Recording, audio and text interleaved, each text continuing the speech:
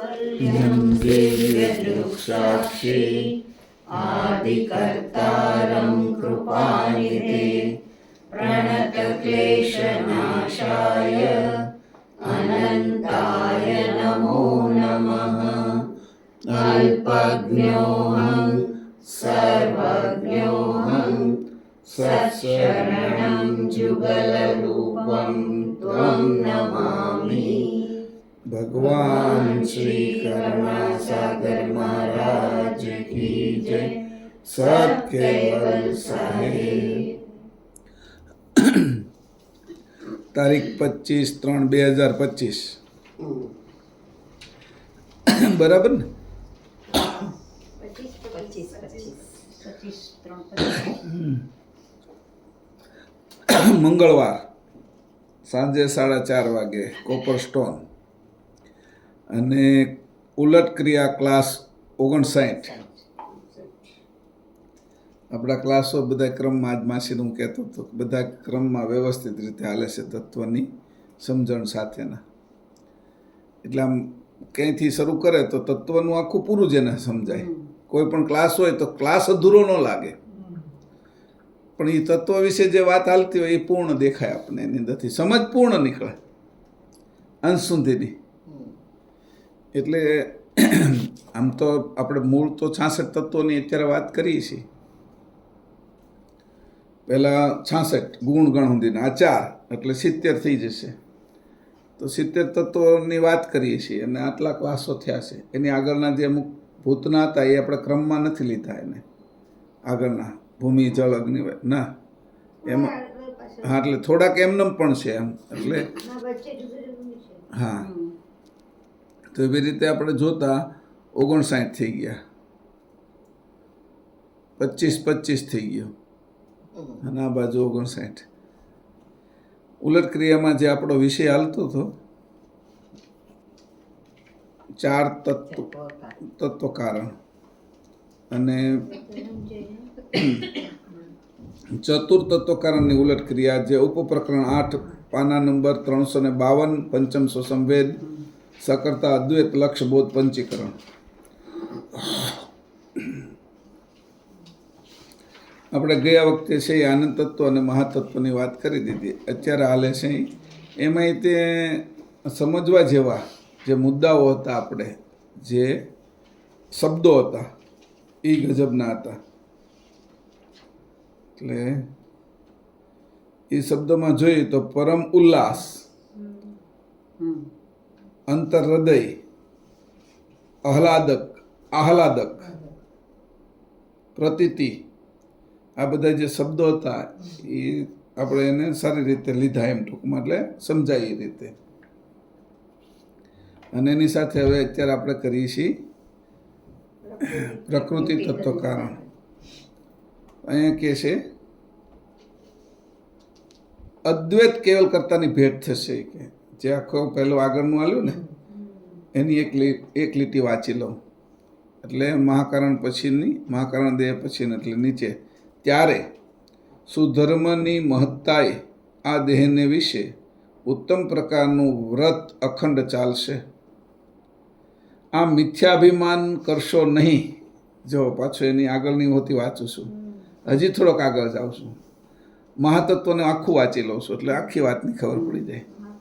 હવે મહાતત્વ કારણ તે દેહને વિશે મહત્તાપણું જે તત્વક્રિયાને વિશે રહેલું છે તે મહત્તા પરમ ગુરુ કૈવલની ઉપાસનાને વિશે સંપૂર્ણ રાખજો. આ ઉપાસના સિવાય વાય કારણ એટલે સમવાય કારણ પરસ્પર સંબંધવાળી મહત્તાનું અભિમાન લઈને રહેવું નહીં. તત્વની સાથેનું, ઐશ્વર્યની સાથેનું એ અભિમાન ન રાખવું. અને એ અભિમાન રાખવું, મારી આગળ આ વસ્તુ છે એનું અભિમાન ન રાખવું.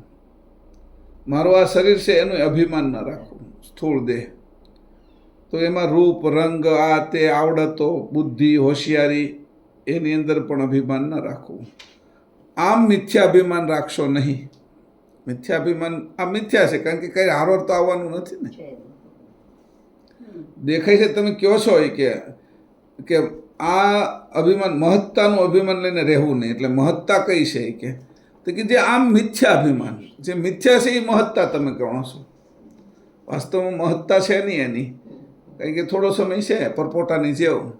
સમુદ્રમાં ઘણાય મોજા આવે અને કેટલાય એક મોજામાં કેટલાય પરપોટાઓ ઉત્પન્ન થાય, એમ અનંત બ્રહ્માંડો ઉત્પન્ન થાય છે.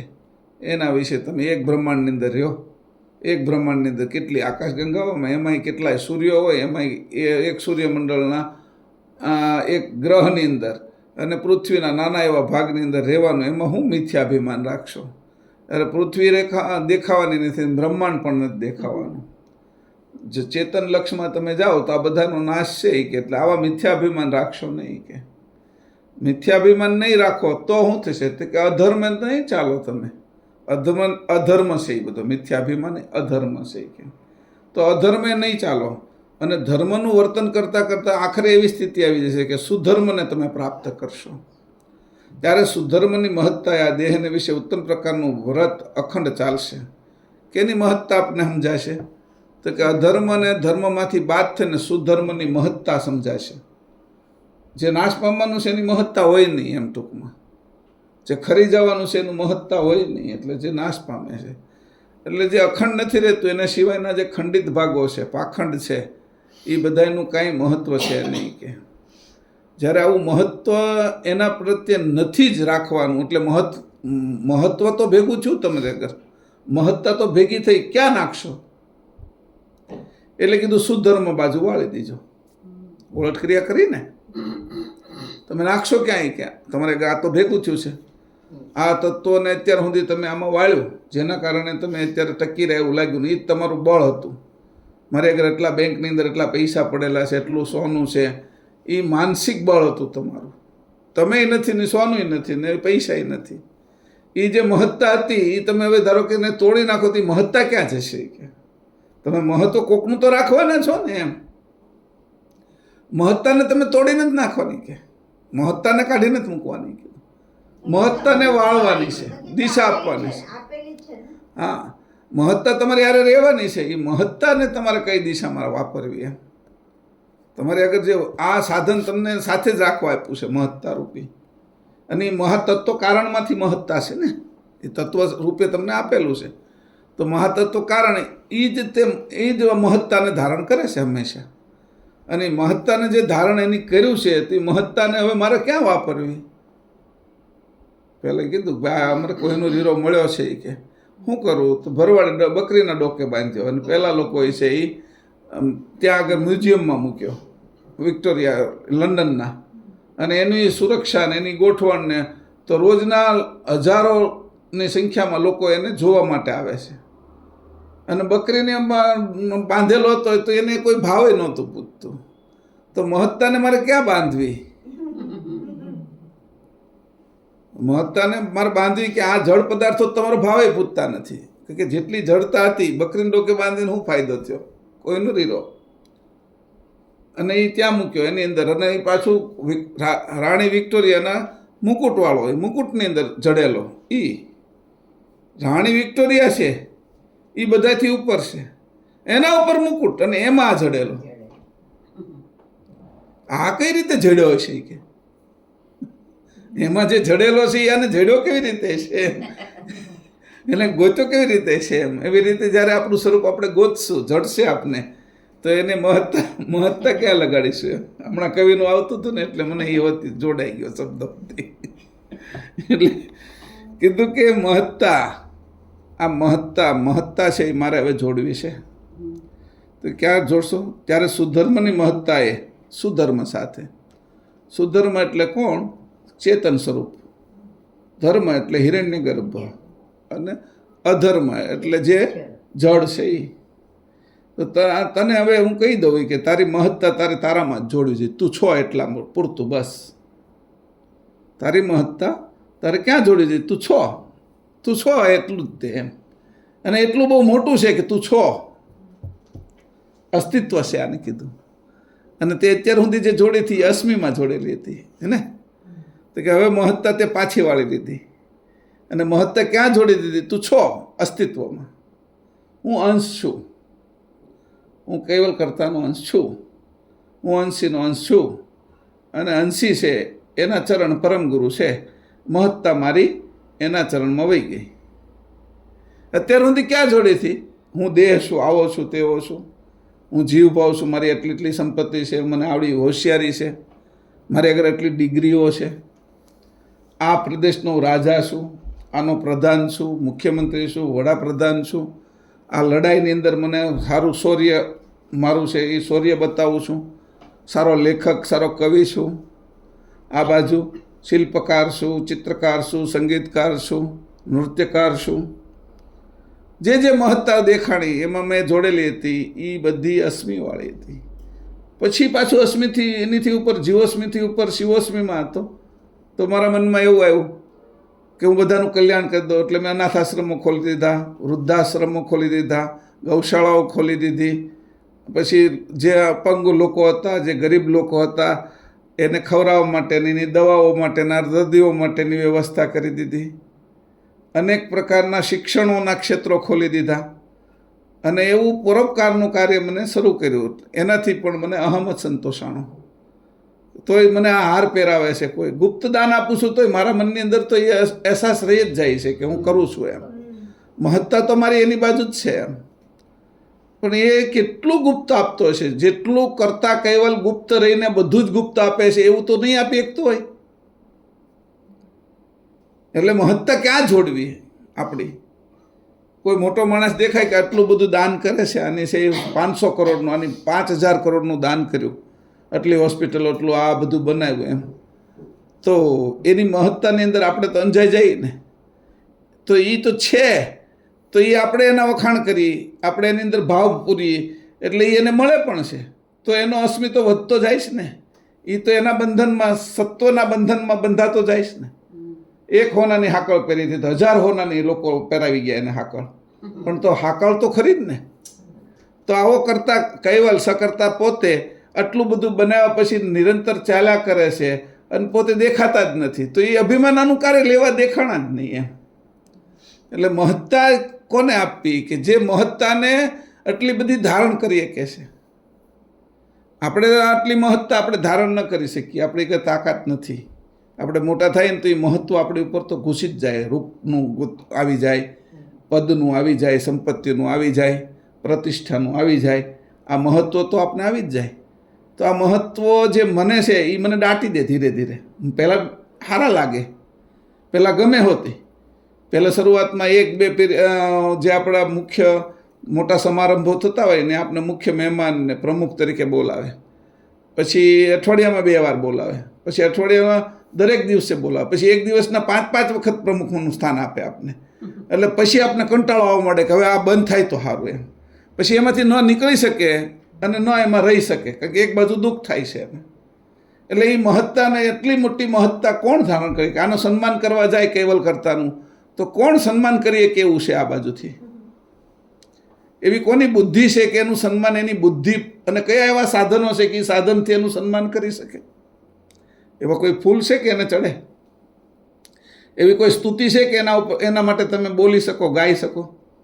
જે નથી દેખાતો એની આ બધું જગત, દેખાતું જગત લખ્યું, રચ્યું અને એમાં વિવિધતા મૂકી અને એમાં વૈભવો મૂક્યા.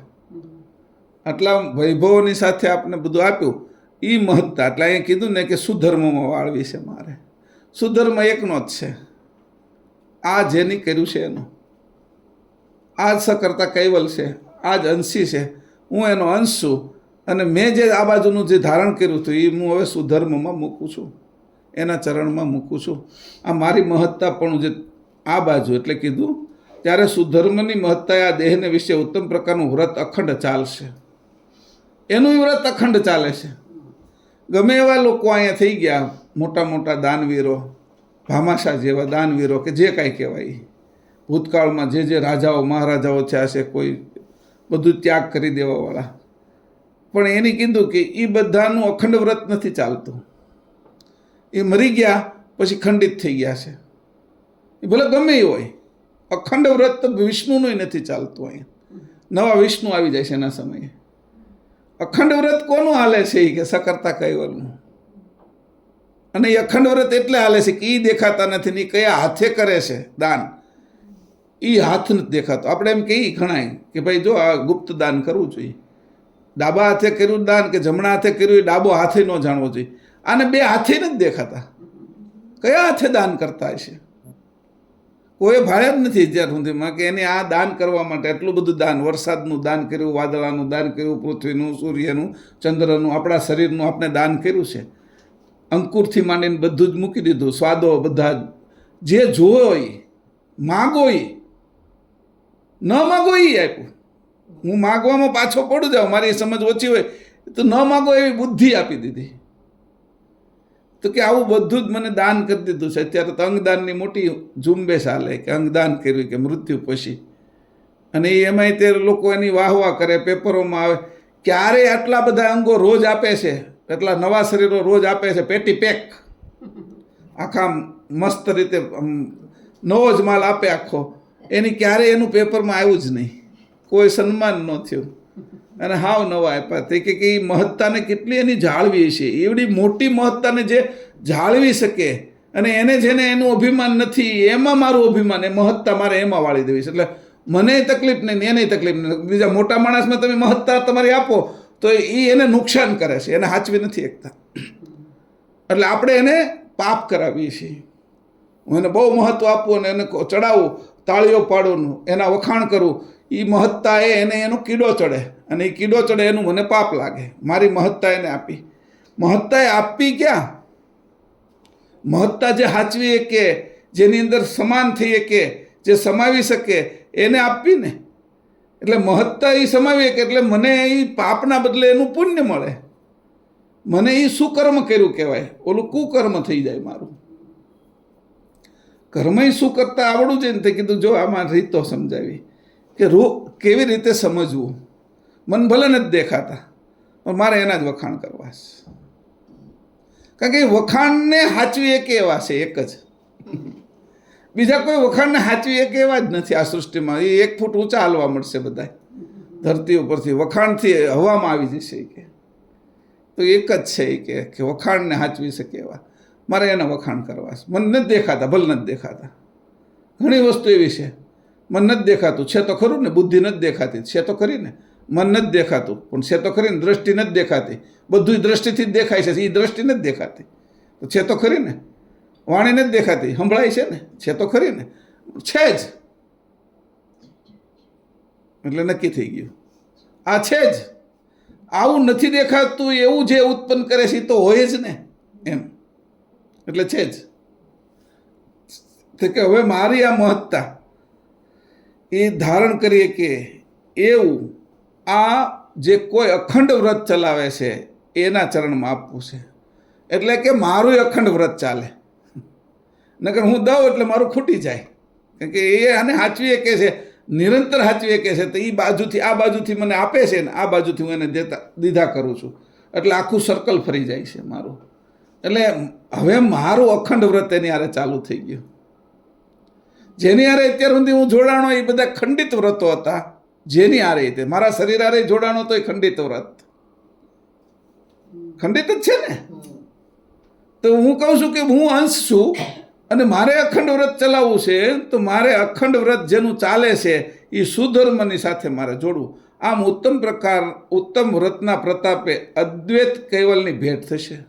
આમ મારે ભેટ કરવાની છે એની સાથે, એકતા કરવાની. આવી રીતે જ્યારે હું અખંડ, હું પોતે અખંડ છું, ખંડિત નથી. મારું ઘાટ ભલે ખંડિત હોય, મારા અંતસ્કરણ ગુણગણ બધું ભલે ખંડિત હોય, હું અખંડ છું. કારણ કે સુધર્મમાં આવ્યો છું, મને સમજ પડી કે તત્વથી હું અલગ છું. તત્વને મેં ટોટલ જાણી લીધા. તત્વના દરેક વિષયની અંદર એક એક તત્વને જેમ છે એમ સમજી લીધા. એનું સામાન્ય સ્વરૂપે જાણી લીધું. વિરાટ પછી આપણા દેહ વિશે અને છે એ ઉલટ ક્રિયા સુધી મેં જાણી લીધું. એટલે મને આટલું જાણવાથી તત્વથી વિખૂટા પડવાની સમજ ઉત્પન્ન થઈ ગઈ. આ તત્વથી જ્યારે હું વિખૂટો પડું છું ત્યારે એ જે મહત્તા છે એનાથી છૂટું પડવાની, એ મહત્તા મારે એ સુધર્મમાં આપવાની છે.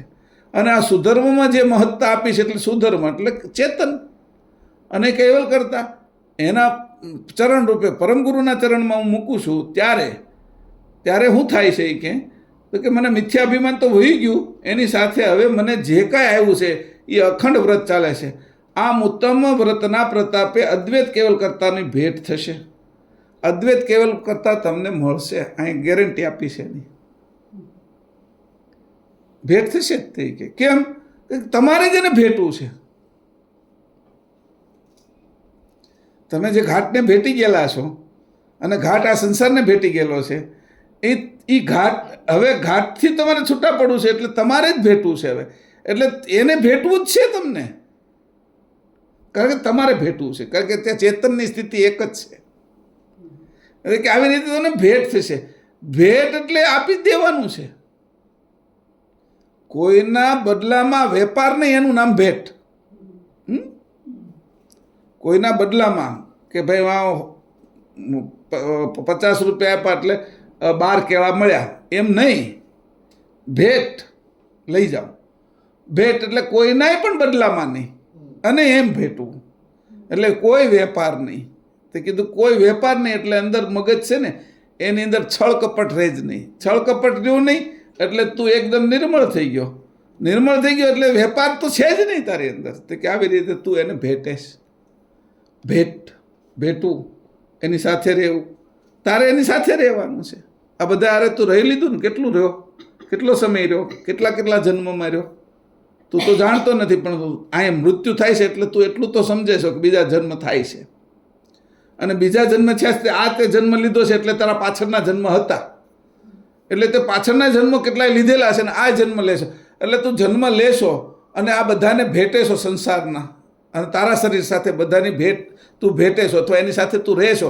પણ એ કોઈ અખંડ નથી કે અખંડ કર્તાની સાથે તારે નાતો થઈ જશે કે પતિવ્રતા ધર્મ છે ને એ કે એ અખંડ પતિ સાથેનો થઈ ગયો તારો, અને એ ઓર કરી લીધો તે.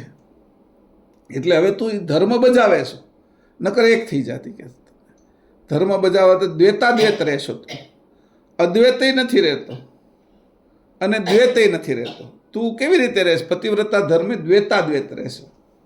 દ્વૈત હોવા છતાં અદ્વૈત રહેશો કે માની સાથે બાળક એના પેટમાં, તો દ્વૈત હોવા છતાં અદ્વૈત રહેશે. જેમ ડાળી આંબાની અંકુરમાં હોય તો અદ્વૈત થઈ જાય, પણ વૃક્ષમાં જે ડાળી છે એ કપાઈ ગઈ તો દ્વૈત થઈ ગઈ. એની સાથે જોડાયેલી છે તો દ્વૈતાદ્વૈત છે. એમાં બધા ફળ ફૂલ બધું લાગે છે. કપાઈ ગયેલી હોય તો કાંઈ ન લાગે.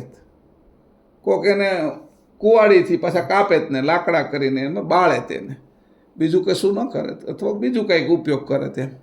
આમ જોતાં એવું લાગે છે કે તું અખંડ વસ્તુની સાથે જોડાયેલો છે.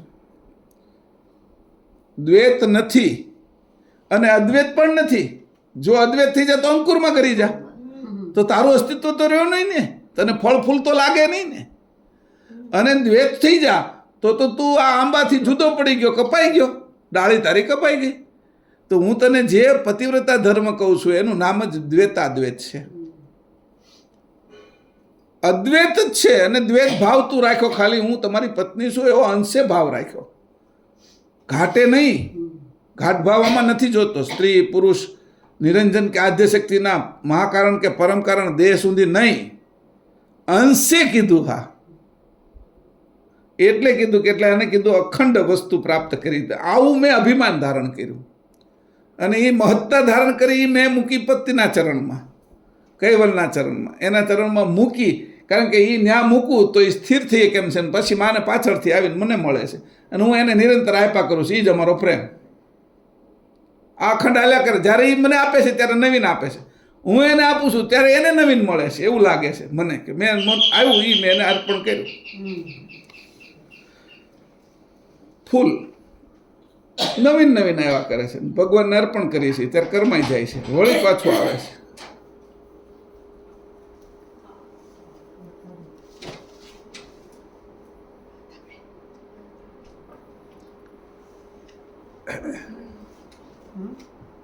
કોણ છે?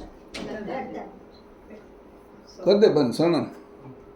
તો એ કે આવી રીતે દ્વૈતાદ્વૈત મારે હવે તમારી સાથેની એકતા આ રીતની છે. કે ફૂલ ભગવાનના મૂર્તિના ચરણમાં વહી ગયું એટલે એ દ્વૈત થઈ ગયું. આ બાજુથી આપણે દ્વૈતય થાય છે, પછી અદ્વૈતય થાય છે, દ્વૈતય થાય છે અને અદ્વૈતય થાય. હિંચકા હાલે ને એમ,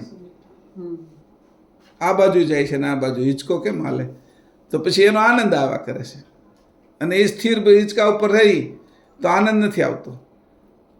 ગતિ છે અને સ્થિતિ પણ છે. ગતિ પણ છે ત્યાં, દ્વૈતાદ્વૈતમાં ગતિ પણ છે, પણ સ્થિતિ હોતી છે. તો બે વસ્તુ હું સાથે ધારણ કર્યો, ત્યાં મૃત્યુ છે અને જન્મય છે, પણ એ બેયને મેં એવા જોઈન્ટ કરી દીધા છે કે હું અખંડ છું એવું લાગે છે. હે ને, પાંખડાઓ, આ પંખો ફરે છે તો તે 3 પાંખડાઓ અત્યારે આપને દેખાય છે એના એંગલે 70 જે આવતું છે એ, તો એના એંગલે દેખાય છે. જ્યારે ફૂલ પંખો ફરવા મળે છે તો એ દેખાતું નથી, આખો એક જ લાગે છે, અખંડ જ લાગે છે. ખંડિત હોવા છતાં અખંડ છે, અને એ ફરે છે, ગતિ છે એનામાં, છતાં એક જગ્યાએ જ ઊભો છે. ત્યાંથી એની ગતિ બીજા રૂમમાં નથી થતી. એ બધાને ફેરવે છે, હવાને ફેરવે છે, પણ પોતે પોતાની જગ્યા પર ધરીથી છૂટો પડતો નથી. એમ આ ધરીની અંદર ગોઠવાઈ ગયો છે. આવી ઉપાસના કરે છે. આજે આ સમજજો, બધી અંશની આ રીતની ઉપાસના છે કે આ ઉલટ ક્રિયા છે, એટલે મૂળ ઉપાસના છે આપણી. આમાં ઉપાસનાનો બીજો કોઈ મહત્વ નથી કે તમારે ઘાટ ભાવે ઉપાસના કરવાની. અહીંયા ઉપાસનાનો ઉલ્લેખ એ છે કે સમજણ ભાવે ઉપાસના કરવાની. તમારે અગર કોઈ પદાર્થ ન હોય, ફૂલ ચડાવવા ન હોય, દીવો કરવા માટે ઘી ન હોય, વાટ ન હોય, સામે મૂર્તિ ન હોય, મંદિર ન હોય, ગંગા ન હોય, જમના ન હોય, નાહવા માટેનું, પ્રદક્ષિણા કરવા માટેનું કોઈ સ્થાન ન હોય, વૃક્ષ ન હોય, કોઈ પણ આધાર ન હોય, ગુરુ ન દેખાતા હોય. અહીંયા ગુરુ, પરમ ગુરુ અદૃશ્ય જ છે. કોઈ વ્યક્તિગત આમ કહેવાય સ્થૂળ ગુરુ ન દેખાતા હોય. આ બધું નથી, છતાંય તમારી જાણની ઉપાસના છે ને આપણી ઉપાસના સમજણની છે. અને આ સમજણ ધીરે ધીરે વધતી જાય અને સ્થિર કરતી જાય છે. જે જગ્યાએ આપણે પગ મૂકીએ છીએ એમાં સ્થિર કરતી જાય છે. એકે ડગલું પાછું નથી આવતા. સમજણ ધીરે ધીરે ધીરે કરતાં એટલી સૂક્ષ્મ થતી ગઈ છે કે હવે કોઈ પણ જગ્યાએ ઘૂસી જાય છે, અને એ ઘૂસી જાય છે, બીજું બધું છે એને અડતું નથી પાછું. આ બાજુનું જગતનું કૃત અને અકૃત એને સ્પર્શ કરી શકતું નથી. એટલે જળકમળના ન્યાય રહે છે. અંશ પોતે આ સ્થિતિમાં રહે છે. તો અહીં કીધું કે આ રીતે જોતા અદ્વૈત કેવલ કરતાની ભેટ થશે. કેવલ કરતા અદ્વૈત છે. અંકુરમાં જાય તો અદ્વૈત થઈ જાય. હું ત્યાં નથી જતો કે હું ડાળીથી પાંદડા, મારી જે ડાળ છે એ વૃક્ષથી છૂટી નથી પડતી. તો આ સ્થિતિ છે એ મારી સ્થિતિ છે, અને આ સમજણ મારી 24 કલાક છે. કારણ કે જાણ એની જ મને મળે છે, શ્વાસ એનો જ મળે છે, અને આ બાકીનો બધો ખોરાક સ્થૂળ છે એ એનો જ મળે છે. તો હું એના ચેતન સ્વરૂપારે એક કેમ રહું, એની ગતિ. આવી રીતે કરીને મહાતત્વ કારણની ઉલટ ક્રિયા કીધી. હવે ત્રીજી છે એ પ્રકૃતિ તત્વ કારણ. એ પ્રકૃતિ તત્વ કારણ તે સર્વ તત્વના ભાગને ચંચળ કરે છે, પણ પરમ ભજનના કામમાં આવે એવું ચંચળપણું રાખવું. પ્રકૃતિરૂપ પાંખો આવ્યા વિના દેહના અખિલ તત્વભાગની ક્રિયામાં ઉડવાપણાનો વેગ આવતો નથી. આ કારણને લીધે પ્રકૃતિ તત્વનો ભાગ જે પ્રવૃત્તિ કરનાર વૃત્તિ છે, તે વૃત્તિ સર્વ તત્વ ભાગને વિશે નીતિએ વર્તાવજો, જેને કરીને નિજ સ્વરૂપ પ્રાપ્ત થઈ નિજ પતિનો સંયોગ થશે. હવે અહીં કીધું છે એ પ્રકૃતિ તત્વ કારણ તે સર્વ તત્વ ભાગને ચંચળ કરે છે, અને ગતિ વગર તો તમે પ્રગતિ કરી જ નથી શકવાના. એટલે અહીંયા પ્રગતિ કરવી છે, મારે કોની બાજુ જવું છે? અંશે કેવલ કરતા બાજુ, અંશી બાજુ જવું છે. તો એમાં પ્રકૃતિ તત્વનો સહયોગ લઈ લો. એ કે મેં બનાવ્યા છે બે ભાગ છે. એ પ્રકૃતિ તત્વ તમને છે એ જળ બાજુ ગતિ કરાવે, અને જળ બાજુ ગતિ કરાવે, અને એ જ પ્રકૃતિ તત્વ તમને ચેતન બાજુ ગતિ કરાવે. કારણ કે ગતિ એમાં ભરેલી છે.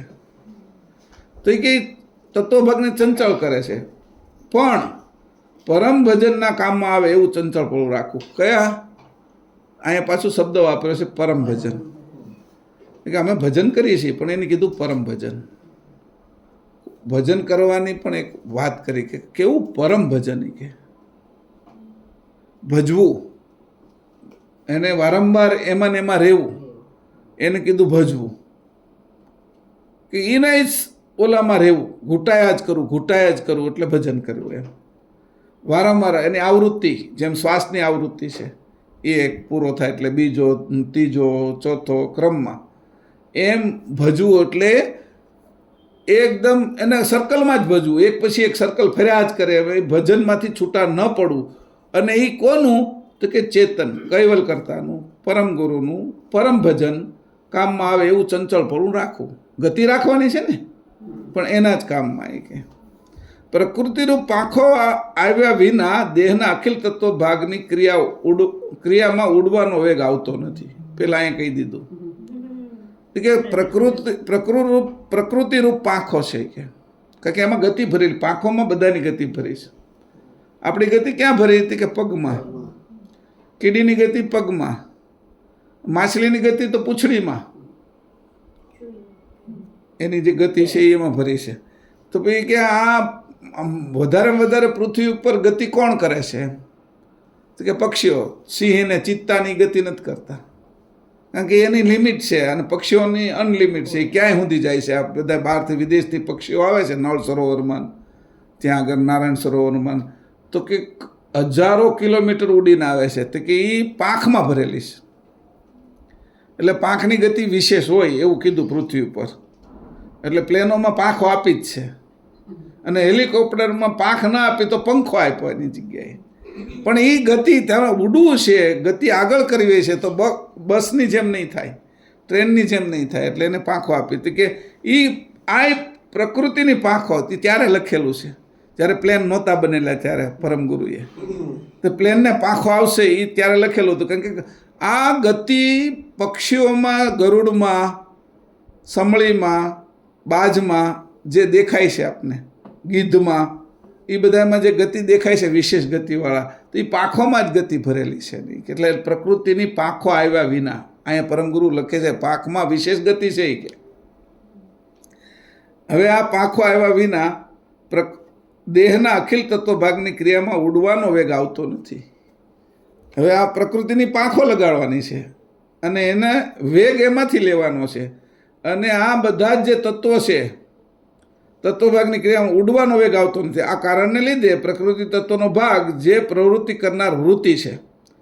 હવે પ્રકૃતિ તત્વનો ભાગ શું છે? પાછું કીધું, હજી સૂક્ષ્મ કર્યા, પાંખો કરતાં સૂક્ષ્મ. તો કે જેના કારણે પાંખો ઉડે છે, જેમાં પાંખોમાં જે બળ ભરેલું છે, ગતિ ભરેલી છે, એની ગતિનું કારણ શું છે? તો કે વૃત્તિ. વૃત્તિ છે એ ગતિનું કારણ છે.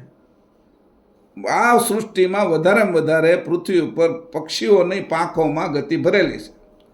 એ પાંખોની અંદર એ પાંખોમાં ગતિ કોની ભરી છે? તો કે પ્રવૃત્તિ કરનાર વૃત્તિ છે. પ્રવૃત્તિ કરાવનાર વૃત્તિ, એની અંદર બળ ભરે છે. તે વૃત્તિ સર્વ તત્વ ભાગને વિશે નિત્ય વર્તાવજો. અહીં કીધું એ વૃત્તિને હું કીધું, નિત્ય વર્તાવવું એટલે હું, અને અનિત્ય વર્તાવવું એટલે હું. આપને સીધો ખબર પડે. અનિત્ય વર્તાવી આ જ વસ્તુ તો ક્રતમાં લગાડવી, જડ વસ્તુમાં. નિત્ય વર્તાવવું એટલે ચેતનમાં લગાડવી. આપણે તો આને સુનીતિ કહીએ છીએ, પણ જો નિત્ય લગાડવી, આપણે જો શબ્દ વાપરીએ અહીંયા, એની સુનીતિનો જ વાપરેલો છે. સુધર્મ, તો એની સાથે નીતિ વાપરે, એ શું જ કરી નાખવાની. આપણે આમાં નીતિમાં આગળ શું જ કરી નાખવાનું, એટલે સુનીતિ જ કરી નાખવાનું. પણ જો નીતિ છે એ શું કરે છે? તો એ બ્રહ્મમાં વપરાય છે, પ્રાણ વિશે. અને સુનીતિ તો કે તારા અંશ વિશે વપરાય છે. ત્રણ વસ્તુને આપણે નક્કી રાખવાનું. એક દેહ સ્થૂળ, એ જીવ ભાવનું, એ જીવાત્મા કહેવાય. એક પ્રાણ જે શ્વાસોશ્વાસ લે છે, એ આત્મા કહેવાય. અને એક ચેતન અંશ, જે આ બંનેને ચેતન કરે છે, એ અંશ ભાવ કહેવાય. જીવ ભાવ, આત્મભાવ અને અંશ ભાવ. બરાબર? તો અનિતિ ક્યાં છે? તો કે જીવ ભાવમાં. નીતિ ક્યાં છે? તો કે આત્મભાવમાં. અને સુનીતિ ક્યાં છે? તો કે અંશ ભાવમાં. બરાબર? તો આ વસ્તુને આપણે હંમેશા લઈ લેવાની. ત્રણ વિભાગ બધે જ પડેલા છે. એક દેખાય છે, એક અદૃશ્ય, અને એક એનાથી પર. એટલે કીધું રૂપ, એક અરૂપ, અને એક સ્વરૂપ. આવી રીતે કરીને એના વિભાગો કર્યા એટલે સ્પષ્ટતા રહે કે મારે અહીંયા જ વાપરવાની છે આ વસ્તુ. કારણ કે ત્યાં આગળ તમારે જે કોઈને વસ્તુ, અહીંયા તો શું છે કે તમારે નિશાન તાકવાનું હોય. સામે ટાર્ગેટ છે અને આ લોકો ગોળી મારે છે, તો તીરથી વિંધે છે, તો બે સ્થૂળ દેખાય છે.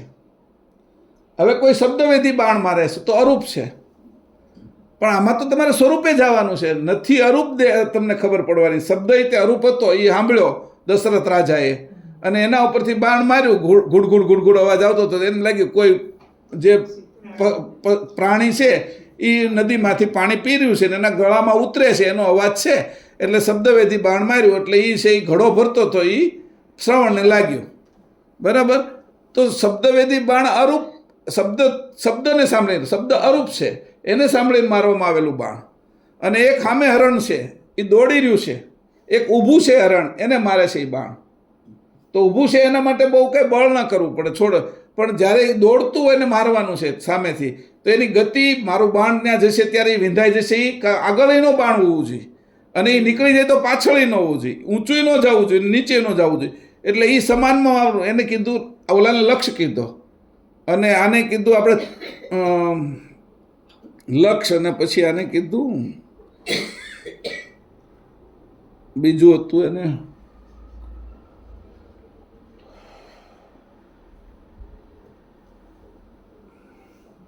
યાદ આવતું નથી મેં, પણ એ ગતિમાં હોય ત્યારે મારે છે.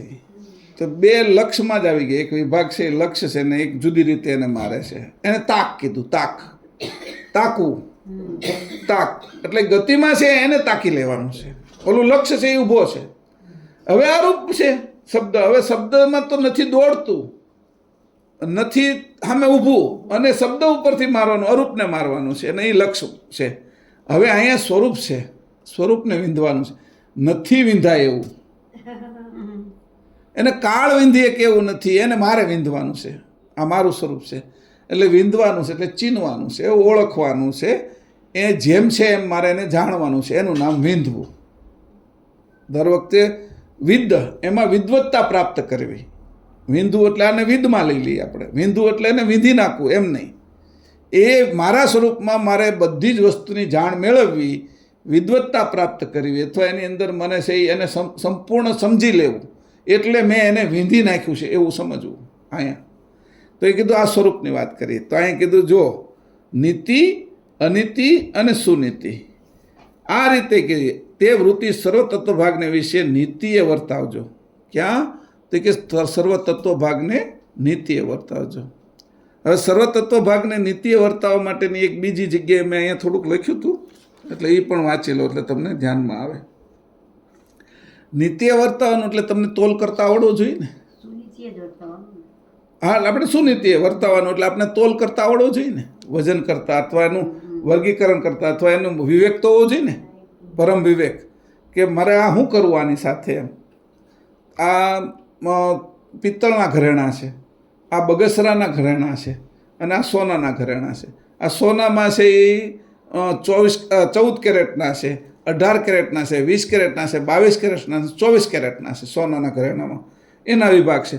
તો મને એનું માપ કરતાં તો આવડવું જોઈએ ને, અથવા મારે કોઈને પૂછવું જોઈએ ને જે જાણકાર છે ને, કે ભાઈ મારે આની કિંમત દેવાનો. ઓલો 24 કેરેટનું જે છે એનો ભાવ જે હાલતો હોય અત્યારે 90,000 રૂપિયા તોલાનો હાલતો હોય, અને એમાં તમને 14 કેરેટ આપી દે તો 10 એમાં બીજું ભેળવેલું છે, તો એ તો આપણે નુકસાન જાય. એ તો 60,000 થતું હોય ને, અથવા 50,000 થતું હોય ને, એને આપણે 90,000 દઈને આવી, અને એ જ બગસરાના આપી દે આપણે ઘરેણા કોઈ, એવા જ બને. એવું જ રૂપ રંગ આ તે હોય, ખખડે એવા, બધું જ એવું લાગે આપણને. પણ એ 2-3 વર્ષ સુધી રહે, પછી સફેદ પડી જાય. તો એ લેવા જઈએ આપણે, તો એ આપણે છે એ 5-10,000માં આવતા હોય બધા ઘરેણા. એમાં 10, 15, 20 તોલા આવતું હોય, 100 ગ્રામ આવતું હોય ક્યારેક, સમજી લો ને. તો એ જે વજન આપણે લઈ આવી, તો એ લેવા, આ લેવા કે આ પિત્તળનું લેવું, તો પિત્તળની કિંમત તેની કરતાં ઓછી હોય. તો એમ કીધું કે એનો વિવેક કરતા આવડવું જોઈએ, એટલે પરમ વિવેક કીધું અહીંયા. આ વાત સમજી લીજો.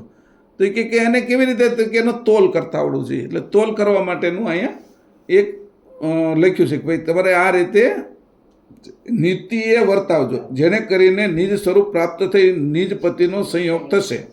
હવે નિજ પતિનો સંયોગ કરવા માટે આપણી સમજને વિકાસ કરવાનો છે, અને તત્વનો જે શુદ્ધ ભાગ છે, જે કરતા બાજુ વળી શકે એવો છે, ચેતન બાજુ જઈ શકે છે, એનો સહારો લેવાનો, લાકડીનો સહારો લેવાનો આપણે, અને ત્યાં સુધી પહોંચવાનું. બરાબર. પછી બહાર મૂકી દેવાની, પછી તત્વભાગ કામ નથી લાગવાનો. પણ કયા ભાગનો હું સાથ લઉં, કે જે મને પ્રકૃતિ બાજુ લઈ જાય છે, કરત બાજુ લઈ જાય છે, એનો હું સાથ લઉં તો એ બાજુ સ્વાભાવિક દોડશે અને આ મને લઈ જશે, એટલે એને શુદ્ધ કર્યા.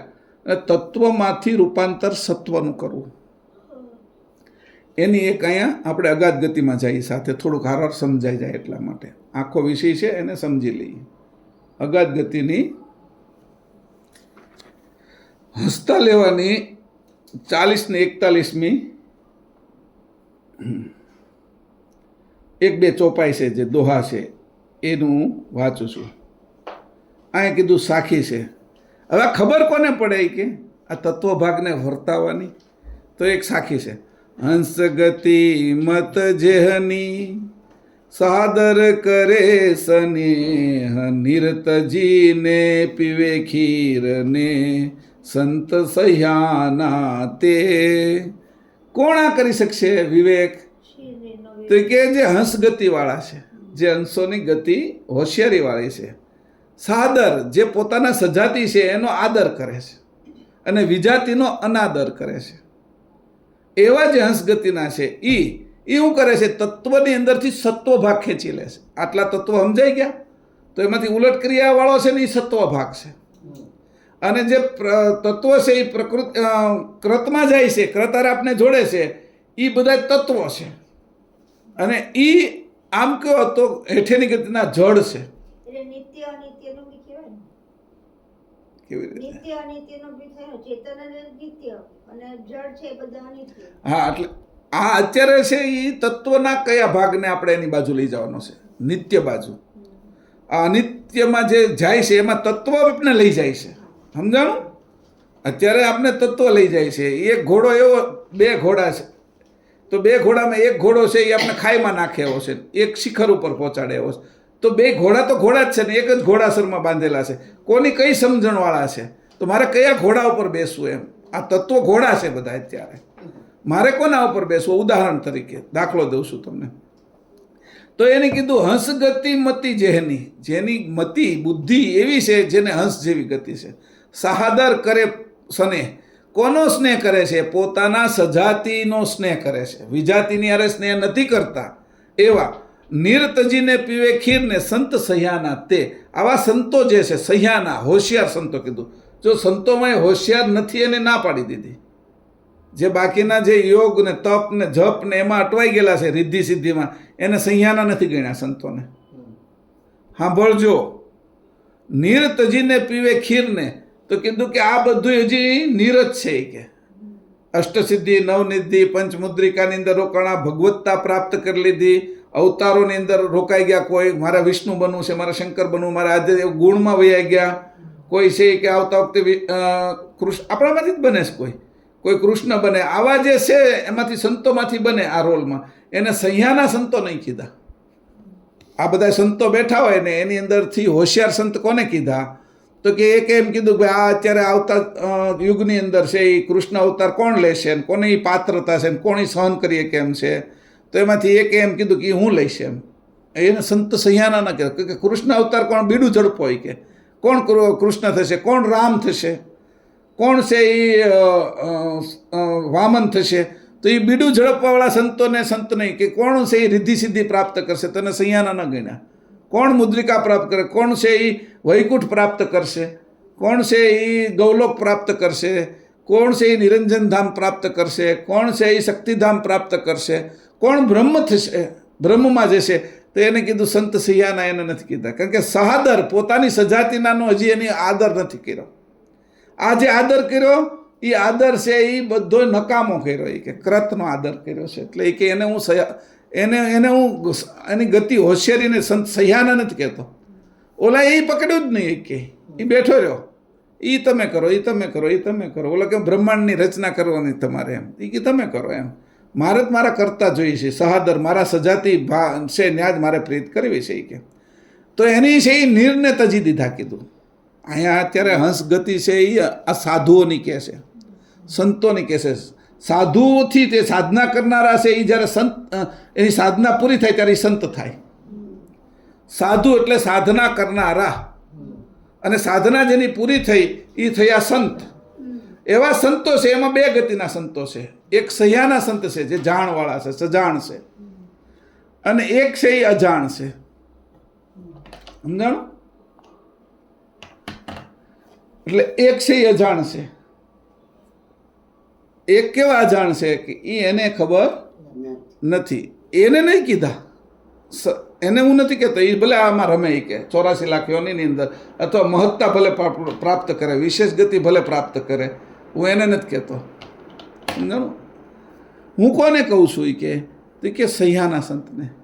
સહ્યાના કોને કહું છું તો કે પોતાના સહાદર, પોતાની સજાતિની અંદર જે સ્નેહ કરે છે એ. અને આ બધા સંતોએ સ્નેહ કર્યો એ કોને કર્યો તો કે વિજાતિની અંદર. એટલે અહીંયા સીધું દેખાડ્યું કે સંતની અંદર જે સાધુથી ઉપર ઉઠ્યો છે સંત, સંતની અંદર બે ભાગ પાડ્યા. એક છે એ સજાતિની હારે પ્રીત કરવાવાળા છે, અને એક અજાતિની હારે પ્રીત કરવાવાળા છે.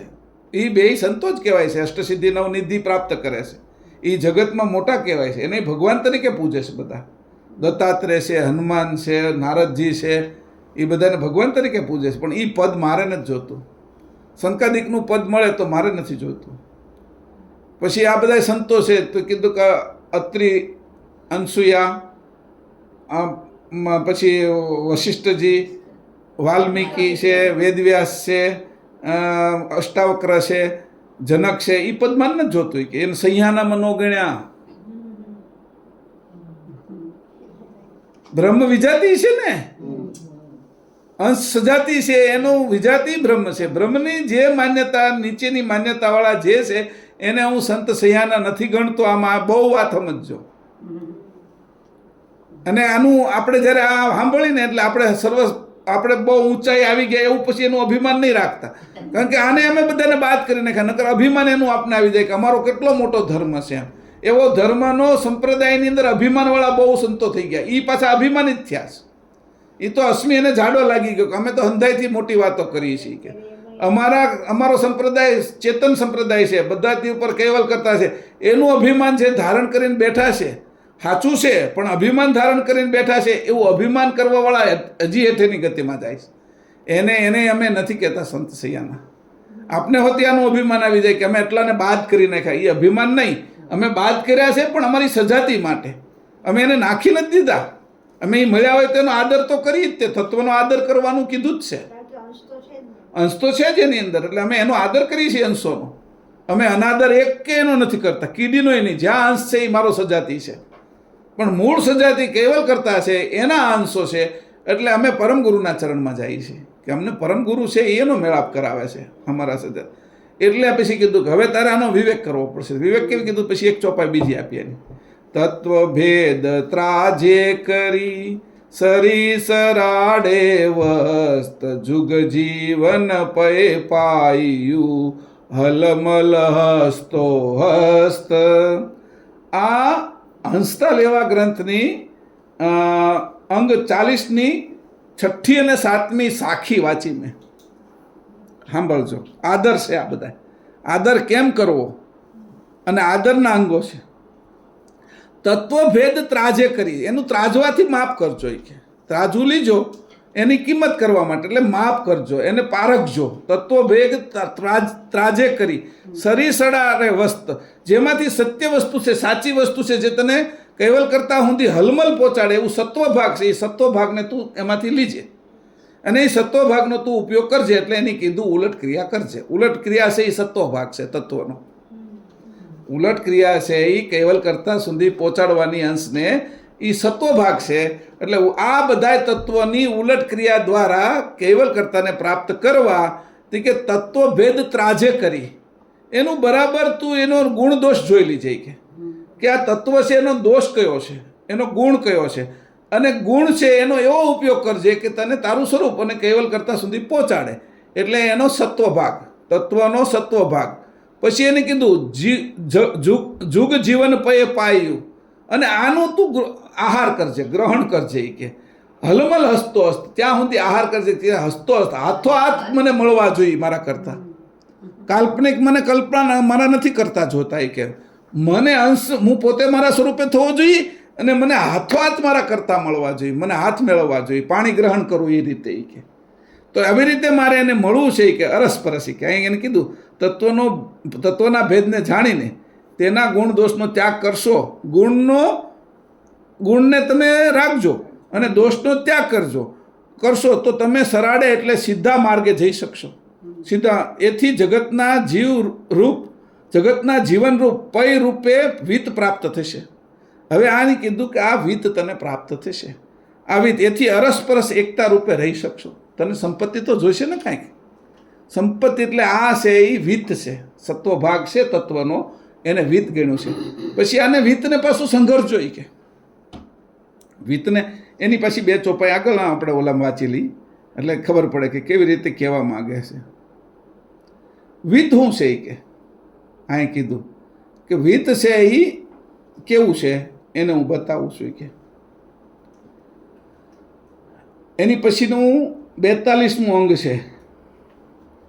એની અંદર 2 ચોપાઈ પાછળની 6ઠ્ઠી અને 7મી વાંચી જાઉં છું એટલે એની ખબર પડે. અહીંયા પહેલાં સાધુની કીધું, પછી સંત કીધું, બરાબર. સાધુને બાદ કરીને સંતમાં બાદ કરીને જે ચેતન લક્ષી છે એ સહ્યાના, આટલું ખબર પડી ગઈ.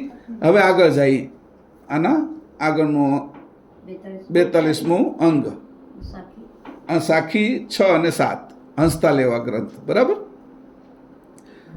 आदर की अनभेस सबे बहुविधि कही बताय जा पर सदगुरु की दया तासु ये समझाय.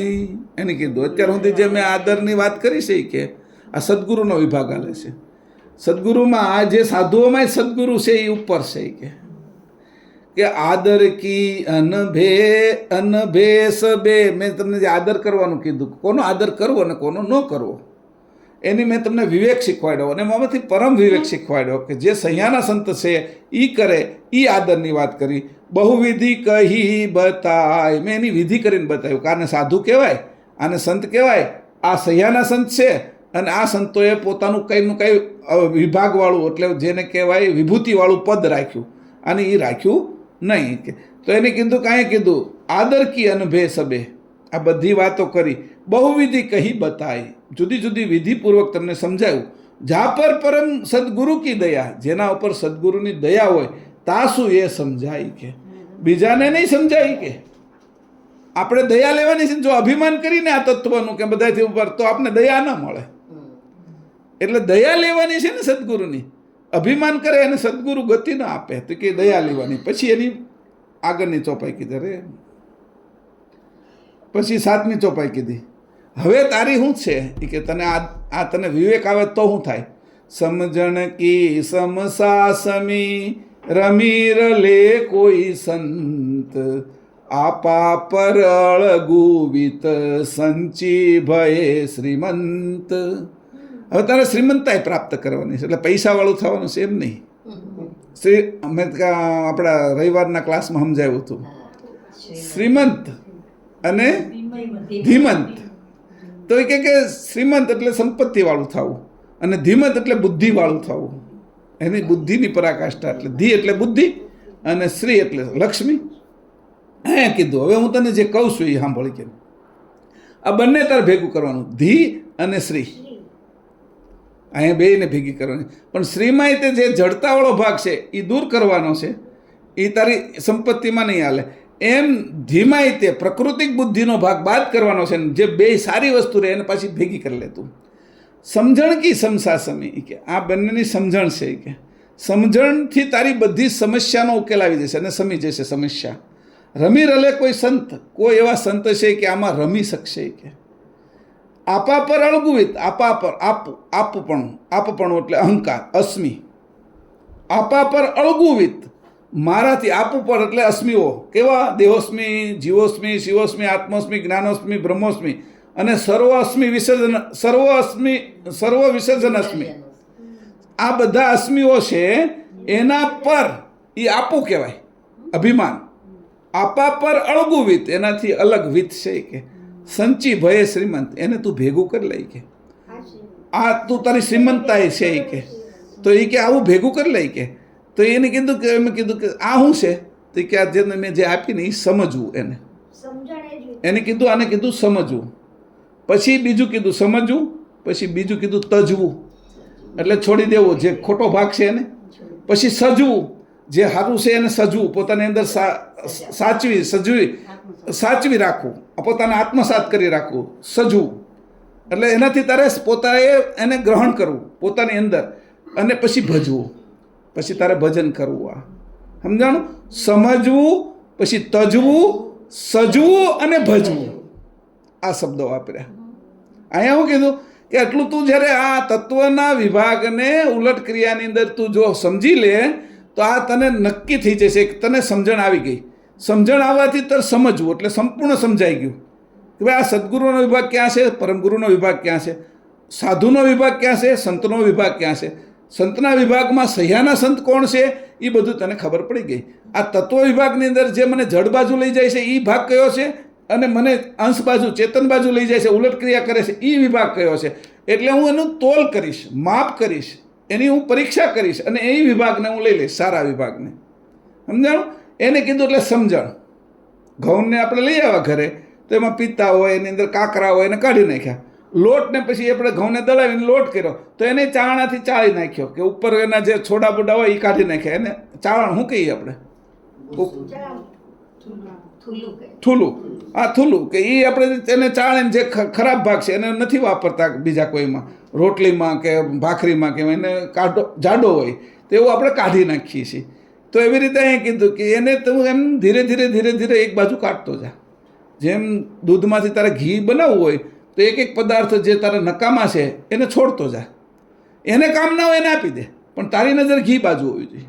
કોઈને છાશ જોતી તો આપી દે, કોઈને કીટું જોતું તો આપી દે, વાંધો નથી, પણ તારી નજર ઘી બાજુ હોવી જોઈએ. કે તો અહીં કીધું સમજવું, પછી સમજીને એમાંથી તજવા જેવું શું છે એને તજવું.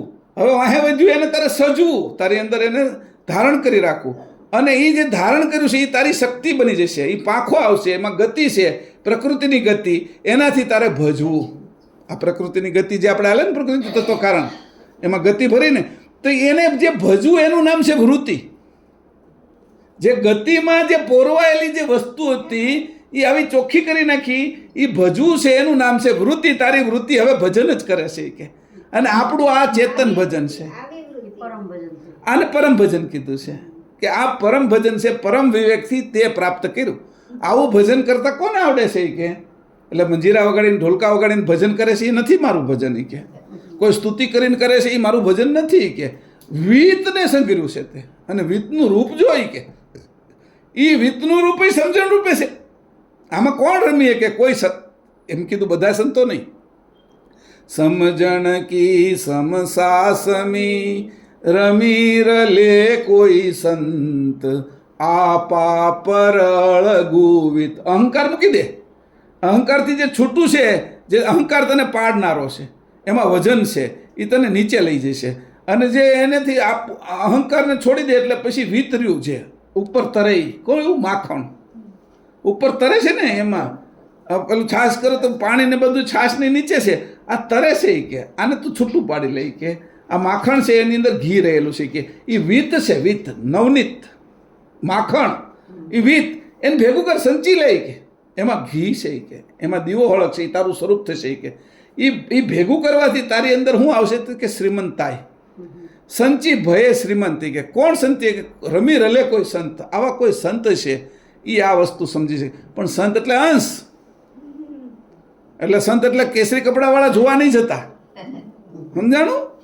કોઈ સફેદ કપડાં પહેર્યા છે, આ સંપ્રદાયના સાધુ છે, એમાં જોવા નહીં જતા. આ બધાય સંત છે, અંશો, ટોટલ અંશ સંત છે. એમાં સહ્યાના સંત છે જે પોતે અંશ માને છે. હું અંશ છું, શરીર ભાવ વયો ગયો, અશ્મિ બધા વયા ગયા, એટલે બ્રહ્મોસ્મી સુધી વહી ગયા, એટલે શરીર ભાવ બધા વયા ગયા, 7 શરીરો વયા ગયા. સ્થૂળ, સૂક્ષ્મ કારણ, મહાકારણ અને પરમ કારણ, પ્રણવ દે અને અંકુરી દે, આ 7ને બાદ કરી નાખ્યા. અને પછી જે રહ્યું એ મારું સ્વરૂપ, એ જ વિત, એને મારે ભેગું કરી લીધું. જે મારી વૃત્તિ ચારે બાજુ ગઈ હતી એને મેં હવે ભજનમાં લગાડી દીધી. અને આ રીતે ભજનમાં લગાડવી એનું નામ છે પ્રકૃતિ તત્વ કારણની ઉલટ ક્રિયા. પ્રકૃતિ તત્વ કારણની જેમ ઓલી આપણે ઉલટ ક્રિયા કરી હતી આનંદ તત્વ કારણની, મહાતત્વ કારણની, અહીંયા કીધું પ્રકૃતિ તત્વ કારણની ઉલટ ક્રિયા. એમાં ગતિ છે, સંચલતા છે. કે એ સંચલતાને તે કેવી વાળી લીધી? કે તો કે આવી રીતે તને રમતા આવડી ગયું કે. પછી એક અહીંયા બીજી વાંચી લો. આદર જે થકી ઉપજે તે લખી સંત સમજી શકે જુક્તિ એની. આદર જેનાથી ઉત્પન્ન થાય છે એ લખી શકે, અને એ સંત એવો હોય, જે અંશ એવો છે કે એની યુક્તિને સમજી શકે. સંત સમજી શકે જુક્ત જેની, એની યુક્તિ શું છે, એની પદ્ધતિ શું છે. દૂધમાં તો ઘી છે, પણ કાઢશો કેમ, કઈ રીતે એને છૂટું પાડશો, એની યુક્તિ તો હોય ને કાંઈ. હવે તમે મેળવી દેવું, વલોવવું, કાઢીને પાછું એની અંદર છાશ ન રહે એ રીતે એને માખણને જુદું પાડવું, અને બરાબર જોઈ લેવું કે એમાં છાશનો ભાગ તો નથી, ને પછી તાવવું. એટલે એ રીતે તાવણીમાં પણ ભૂલ ન થાય એવી રીતે એની જુક્તિ જાણે છે. પેઢની આધ લઈ શાખા જોતા સરે, જ્ઞાન દ્રષ્ટે ફલદાય તેની. આ બધું છે એ ઘાટરૂપ છે. હવે તારે ઘીની અંદરથી તો શું કાઢવાનું છે, જ્ઞાન કાઢવાનું છે. તો એ તારે એ તારી કંઈ દ્રષ્ટિમાં નથી આવવાનું. ઓજ કોઈ દી દ્રષ્ટિમાં નહીં આવે. તું ઘીનો દીવો કરીશ, છેલ્લે આખરી સ્થિતિમાં તારે ઘી કાઢવાનું નથી, દૂધમાંથી ઓજ કાઢવાનું છે. હવે એ જે ઓજ કાઢે છે એ ઓક્સિજન રૂપે તારા રૂપમાં ફરે છે, અને એ તારા શ્વાસમાં જાય, તારી બુદ્ધિ સૂક્ષ્મ કરે છે. કે જે પ્રકાશ છે એ તને અથડાવા નથી દેતો. આ બધા સત્વ ભાગ છે. ગરમી છે એ ઉષ્ણ થાય છે, એટલે કોઈ પણ વસ્તુ છે એ તારે ગરમ કરવી હોય, ગતિમાં લાવવી હોય તો એ ઉષ્ણતા છે એની અંદર. પણ ઓજ છે એ તારા શ્વાસમાં જાય છે. કે ઘીમાં રહેલું જે સૂર્યમાંથી આવ્યું છે એ તે સીધું જ તારે આ નાક દ્વારા તારા શરીરમાં નાખ્યું, અને એ ઓજ છે એ મૂળ કઈ જગ્યાએ પહોંચે છે, તે આખા શરીરમાં એ બુદ્ધિની અંદર, મગજની અંદર સીધું પહોંચે છે, અને મગજને એ તૃપ્ત કરે છે, એનાથી પુષ્ટ થાય છે. એટલે સમજણ વધી જાય છે. કે આવી રીતે તારે જ્ઞાન દ્રષ્ટિથી આ ફળ તને પ્રાપ્ત થશે. કે જેમ આ દૂધનું મેં આપ્યું દૂધનું ઉદાહરણ, એમ તારે તારો અંશ કાઢવાનો. આ જે શરીર છે એ આખું દૂધરૂપ છે. એની અંદર જે કંઈ વાસ આવે છે, બધી જે ખટાશ ચડે છે, ત્યારે એ છે એ દહીંરૂપ છે. એને તું મંથન કરે છો તો એની અંદરથી જે નીકળે છે એ વિતરૂપ વસ્તુ નીકળે છે, જે જાણરૂપ, સમજણરૂપ. એ વસ્તુનો તારે સંગ્રહ કરવાનો છે. કે આ ભેગી કરી, કે એવું કોણ કરી શકે છે? સંત સમજી શકે જુક્ત એની. આ સંત જ આ યુક્તિને સમજી શકે. કે બીજા કોઈનું અહીંયા કોઈનું ખ્યાલ હાલે એવું નથી. કે પાછા પંચમ વેદમાં જઈએ. આને માટે સમજાવવા માટે મેં કીધું, પ્રકૃતિ તત્વ કારણને ક્રમમાં સમજાવવા માટે તમે લખ્યું છે બધાએ, એટલે તમને એ સમજાય હોતી, અથવા આનો વિવેક હોતી થાય. હવે પાછા હતા એ નહીં પાના ઉપર જાય. એક જ મિનિટ મારે, એક જ મિનિટ મારે આ ખુલતા વાર લાગે. વાત ને હાલ ને તું. પ્રકૃતિનું પાખો આવ્યા વિના દેહના અખિલ તત્વ ભાગની ક્રિયામાં ઉર્વરપણાનો વેગ આવતો નથી. પછી આ કારણને લીધે પ્રકૃતિ તત્વનો ભાગ જે પ્રવૃત્તિ કરનાર વૃત્તિ છે, તે વૃત્તિ સર્વ તત્વ ભાગને વિશે નીતિએ વર્તાવજો, જેને કરીને નિજ સ્વરૂપ પ્રાપ્ત થઈ નિજપતિનો સંયોગ થશે. હવે પહેલી બાજુ આગળ હોતી એની વાત કરી હતી, કે હસતો હસ્ત, હલમલ હસતો હસ્ત, એ કીધું ને આગળ જે ચોપાઈ આપણે વાંચીએ એમાં. અહીંયા શું કીધું?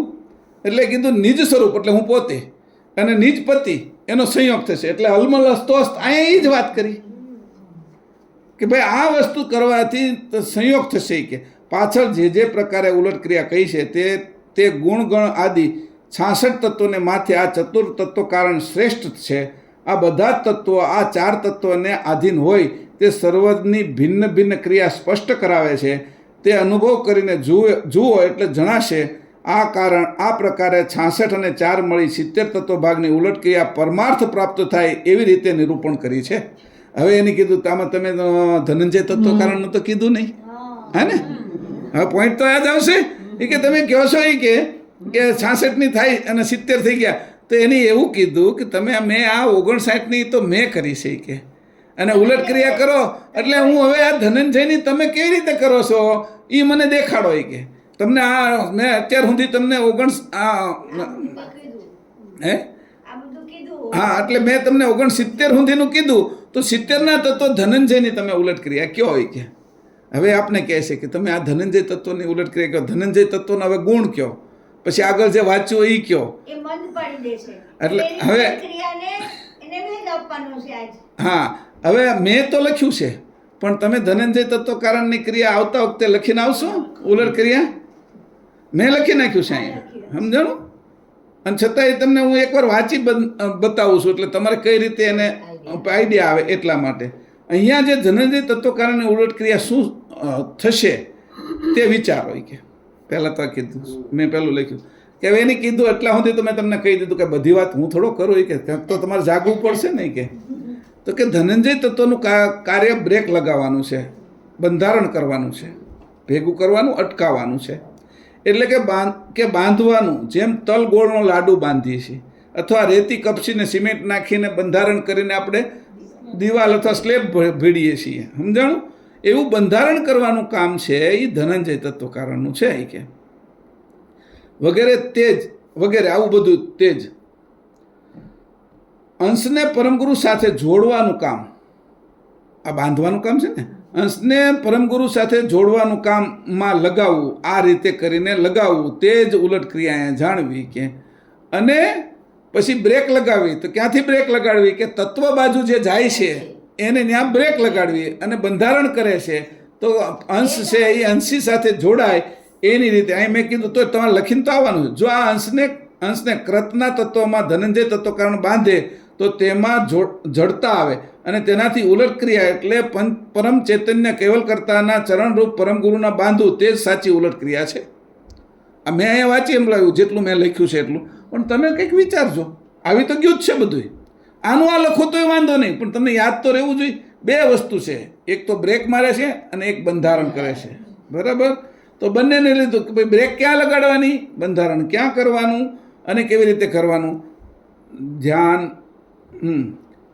ધ્યાન શ્વાસ સુરતાવૃત્તિમાં પહેલું કીધું કે આનું ધ્યાન કરવાનું. ધ્યાન ક્યાં કરવાનું? તો કે શ્વાસમાં. શ્વાસનું તો કે સુરતામાં. બંધારણ કરવાનું ને, બાંધતું જવાનું છે એક પછી એક, સમજાણું? એક પછી એક. તો કે ધ્યાનથી ધ્યાન શ્વાસ ઉપર દીધું, પછી શ્વાસથી સુરતામાં, સુરતામાંથી વૃત્તિમાં, વૃત્તિ કેન્દ્રિત કરીને અંશે થવાનું. આ કામ છે એ ધનંજય તત્વને આગળ બંધારણનું કામ લેવાનું. આ ક્રમ આપ્યો મેં તમને. અત્યારે આપણે બધે ધ્યાન લાગેલું છે, એનું ધ્યાન આપણે શ્વાસમાં લગાડી. શ્વાસ છે એ સુરતામાં. શ્વાસ કેનાથી હાલે છે? તો કે સુરતા. એ ક્યાં હતી? તે અંકુરમાં. એટલે અંકુરી ગતિ આવી ગઈ. એ જ્યારે અંકુરી ગતિ છે એમાં બધું કેન્દ્રિત થઈ જાય છે. 10 ઇન્દ્રિયો જ્યાં કેન્દ્રિત થાય છે. આંખની જોવાની ગતિ, કાનની સાંભળવાની, મુખની બોલવાની, જીભની સ્વાદ લેવાની, નાકની સૂંઘવાની, આ બધી 10 ઇન્દ્રિયની ગતિ જે જગ્યાએ વૃત્તિ કેન્દ્રિત થાય છે એ કેન્દ્રિત જગ્યાએ લાવી અને એને બાંધવું, બંધારણ કરવું. અને એને જે બંધારણ જે તૈયાર થયું એનું નામ અંશ. આ અંશને પછી આ બાંધ્યો, એને પછી અંશે પોતે જ તે પરમગુરુના ચરણ એટલે કેવલ કરતાના ચરણ પરમગુરુ છે એમાં બંધાઈ જવું. બીજે બધે બંધાઈ જ છીએ સંસારમાં આપણે. તો હવે બંધન બધા જ તોડી અને બંધન બાંધવાની તો આપણે ટેવ છે, બંધાવવું તો છે જ ક્યાંક. એટલે બંધાવવું કે હાવ સ્વચ્છંદ તો નથી થવું, તો અહંકાર આવશે. તો સ્વચ્છંદતા મૂકી દીધી. આપણે ક્યાંય ને ક્યાંય બંધાયેલા છીએ. કોઈ પૈસામાં બંધાય, કોઈ રાજકારણમાં બંધાયું, કોઈ પતિ હારે બંધાણું, કોઈ પત્ની હારે બંધાણું, આપણે શરીર હારે બંધાણા, ઇન્દ્રિયો હારે બંધાણા, પ્રણવ હારે બંધાણા છીએ, ગુણગણ હારે બંધાણા છીએ, અંતસ્કરણ હારે બંધાણા છીએ. આ બંધન છે ને એ બધું જ બંધન છે એ વૃત્તિમાં લઈ આવું અને એ બંધનથી પાછું એ એટલું મોટું ઘાટું બંધન કરી નાખું કે આ બધામાં વેચાયેલું બંધન એટલું મજબૂત થઈ જાય, એકરૂપ થઈ જાય કે પછી અંશ છે એ અંશ કેવલ કરતાના ચરણમાં વયો જાય. પછી આ બાજુના બંધનની એને ઈચ્છા થાય નહીં અને આ બાજુ રહે તો પણ એ એનાથી બંધાય નહીં, કારણ કે પહેલાં પરમગુરુ માથે છે ને એટલે એને બંધાવા ન દે. વૃત્તિ ન્યા રાખી એની હારે એક જોડાઈ ગયા છીએ આપણે. આપણી ચિંતા એ કરે છે. હવે આવી રીતે છે એ ધનંજય તત્વકારણની પણ ઉલટ ક્રિયા મેં કહી દીધી, તમારે આવતા વખતે કરી. હવે જે બે તત્વો આવે છે જે 71 અને 72નું ઉપપ્રકરણ 9માં નિરંજન ને અવ્યાકૃતની ઉલટ ક્રિયા, એના કદાચ ક્લાસ ઝાઝા હાલશે, બરાબર? એટલે એ પણ તમે જોઈ લેજો, કારણ કે એના તો આખી ઉલટ ક્રિયા કરતાં સ્ત્રી પુરુષના બધા ભાવોને રદ કરવાના છે. ના આદ્યશક્તિ રહે ના નિરંજન રહે, એટલી ઝીણી ઝીણી બાબતો એમાં સમજાવવાની છે. વારી ઘણી લાગશે, મારે શબ્દોય કદાચ મને નહીં મળે તોય મારે ગોતવા પડશે અને સમજી શકાય એવા શબ્દો તમારે સામે વ્યક્ત કરવા પડશે. આસાનીથી સમજી શકો એવા ઉદાહરણો લાવવા પડશે, કારણ કે જે વસ્તુ કહેવાની છે એ કહી નથી શકાય એવી. એટલે મારે એને તમને શાખાચંદ્રને આ જ સમજાવવું પડશે કે કોક સમજી જશે, બીજા નહીં સમજી શકે. તો મારે દેખાડવું જ પડે કે જો બીજનો ચાંદ છે એ દેખાય છે કે નથી દેખાતો, તો ડાળી દેખાડવી પડે. જો ડાળી ઉપર આ જગ્યાએ ઊભો રહે. હવે ત્યાંથી તો 3,82,000 કિલોમીટર દૂર છે ચંદ્ર. ડાળી તો આ 20 ફૂટ જ છે. તો એટલા કિલોમીટર દૂર એને ચંદ્રની શાખા ચંદ્રને, એટલે મારે જે કંઈ નહીં દેવાનું, ચંદ્રય દેખાવો જોઈએ, પણ એ ડાળી છે એમ માની નહીં લેવાનું કે એ ડાળી ઉપર ચંદ્ર. એટલે ત્યાં ડાળી ઉપર ઝાડવા ઉપર ચડીને ડાળીએ જઈને પકડવા જાય તો એ બાળક જેવી બુદ્ધિ કહેવાય. એટલે એને કીધું કે હવે હું જે તમને શબ્દો વાપરીશ, કે જે કંઈ આના વિશે કહીશ, એ ખાલી એક શબ્દોથી સમજાવવાનો પ્રયત્ન કરીશ, શાખા ચંદ્ર ન્યાયે. એટલે સમજનો પણ વધારો આટલા સમયમાં વધારો થઈ જ ગયો હોય, કારણ કે 70 તત્વોનું આપણે ઉલટ ક્રિયા કરી છે. એટલે સમજ એ વધી ગઈ, કેવા શું માગે છે, ત્યાં સુધી આપણી ગતિ વહી ગઈ હોય. એટલે નિરંજનને અવ્યાકૃતમાંથી છૂટું પડવું કેમ? કારણ કે આ બહુ મોટા તત્વો છે અને આ જ બધાને આ બાજુ બાંધનારા છે. બધાનું મૂળ છે આ, સમજાણું? અને એ અવ્યક્ત છે. આ ચતુર્કારણ છે એ બેની વચ્ચેનું બફર હતું, અને આ બાજુ જાય તો એ બધા વ્યક્ત તત્વોથી જતા હતા. વ્યક્તને જે સમજી શકીએ છીએ, વ્યક્ત અને અવ્યક્તની વચ્ચેના છે એને હોતી સમજી લીધા, પણ હાવ અવ્યક્ત છે એને તો પહેલાં તત્વને સમજાવવાના, તત્વની ક્રિયા સમજાવવાની, તત્વ ક્રિયાને કેવી રીતે બાદ કરવાની છે એને સમજાવવાનું. એટલે એટલા બધા વિષયો ઝીણા ઝીણા છે.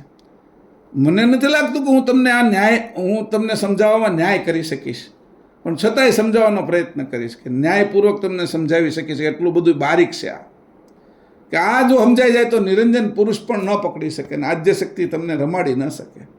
અંશે થયા વગર છૂટકો જ નથી એવી સ્થિતિ થઈ જાય. આમાં અંશે જ થઈ જશો. આ જ્યાં બે અને આ 72 તત્વોનું આખું બંધારણ થઈ ગયું છે આપણું. પછી તત્વો વિશે સમજાવીશ કે આ તત્વોમાંથી કેવી રીતે આપણે નીકળ્યા. આખી યાત્રા કરી 59 ક્લાસની, આટલી મોટી યાત્રા કરી તો યાત્રાનું સ્મરણ હોવું જોઈએ ને આપણે. એટલે એ સ્મરણે કરશું, એ સ્મરણે જ 2-5 ક્લાસ હાલશે કદાચ. બરાબર. શ્રીમદ કરુણા સાગર ભગવાન કી જય. શ્રીમદ કરુણા સાગર મહારાજ કી જય. સત કેવલ સાહેબ. એક મૂકી દીધું પરમ ગુરુએ, ધનંજય તત્વ કારણ. એટલું બધું હોય તેને શું એનો વાંધો આવ્યો હોય?